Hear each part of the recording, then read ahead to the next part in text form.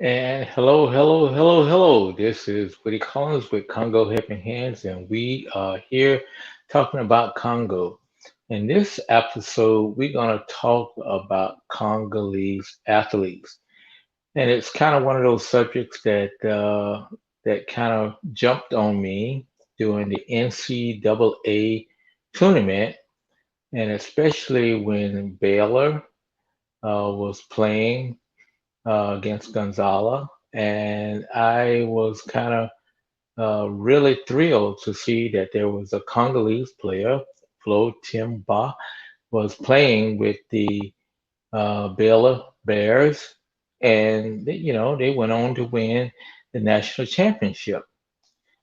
And I thought, boy, this is something that has sneaked up on me that I had not been prepared for.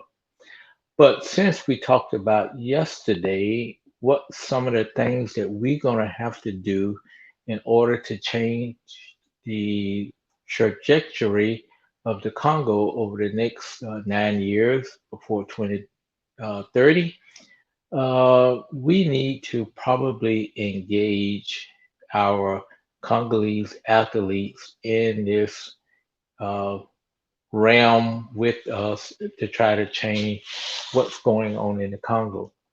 You look at the United States, athletes are big business, athletes are big influencers, athletes have done great things for our nation and also for the community. And let's look at it from that standpoint. What they can do for the youth and the community. I back in the early 2000s, I remember going to a Pacers game when the Pacers played the Houston Rockets, and we went to see the Kimbo Matamba. He came to town, and we went to see the game. A bunch of us, along with some Congolese friends, and also from people who were involved in the Congo when we went to greet him. And after the game, he came out of the locker room, and we were sitting up in the stands waiting on him. And we had kind of like a informal conference where we were talking to him and asking different questions, and he was giving his perspective on the Congo. That was good. But as you know, Dikembe has done great things. He's building hospitals, building schools in the Democratic Republic of the Congo. And I think what we need to do is engage these other basketball players. And I was primarily talking about basketball players, even though there's been some football players that has risen up in the NFL, but most of the players have been basketball players. And we're not going to talk about the soccer players or the soccer league and stuff like that because I'm not aware of, but I know that they're big influences also. And the thing of it is, these athletes give the children something to look forward to, something to think about, some aspirations that we hope that they would go forward and take more self-interest in their country, and also the people. People can see that these athletes are putting back into the country, doing things for their country. It also can help. So we want to see what can happen if we can enlist some of these basketball players. Right now, there's been about 45 different basketball players that's been through the NCAA. All of them have, of course, have not been made their pros because the pros they listed only about five that has been to the pros.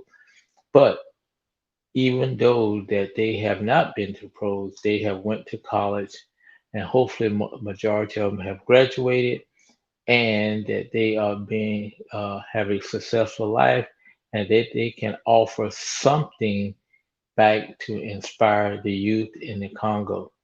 I've always said that it scares me when you look at the youth of the Congo, when the medium age of the of the Congo is about right at 16, and that means to say that half of the nation is 15 or younger.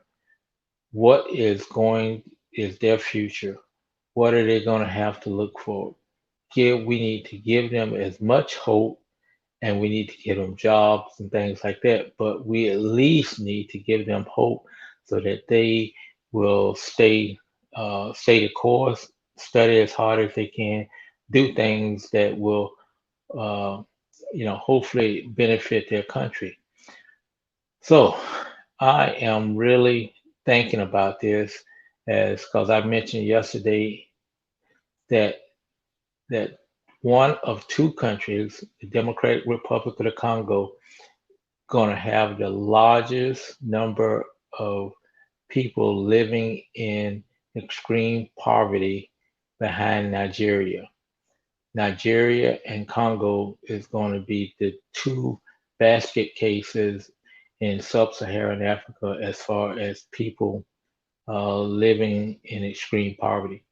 So we need to, and this is all projected by 2030. So we need to really start thinking about new ways. We can think about AIDS, that's the funding AIDS.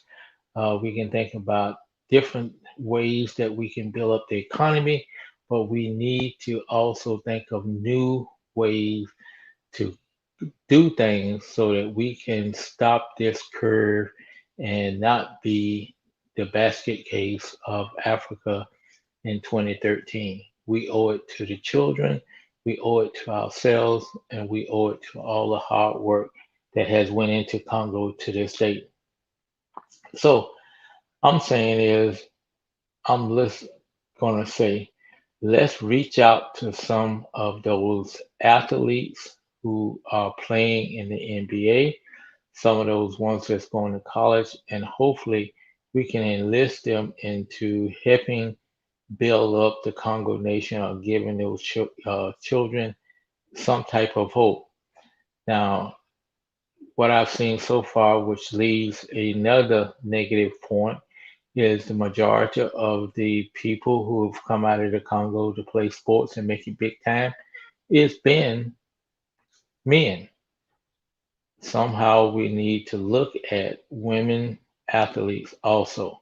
Women athletes are needed, especially because women lag behind um, males in all areas and including athleticism. So athletics, we need to, really talk about get the women involved because there's opportunities not only for free education, but also to be someone great in their community and to be an influencer that can help them do better.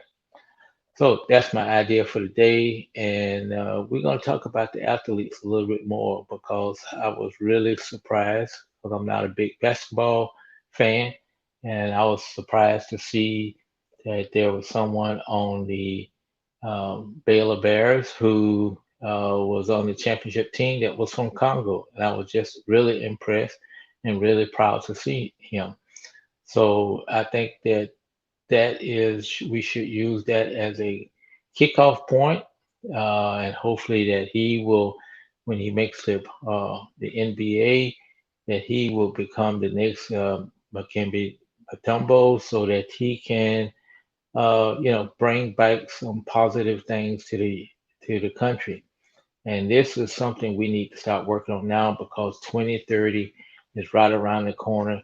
And so we need to make some big changes now in order that we influence what happens or what the statistics look like in the year 2030. Thanks so much.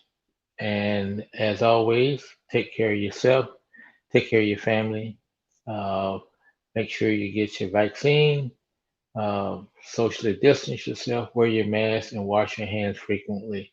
And we will talk to you tomorrow at this, probably not at this time. I was out doing some things today, so it'll probably be a lot earlier, but look out for the when we're going to post tomorrow, and we will talk again about what's going on in the Congo and how it can be turn around for the positive. Thank you so much, and we will talk to you later.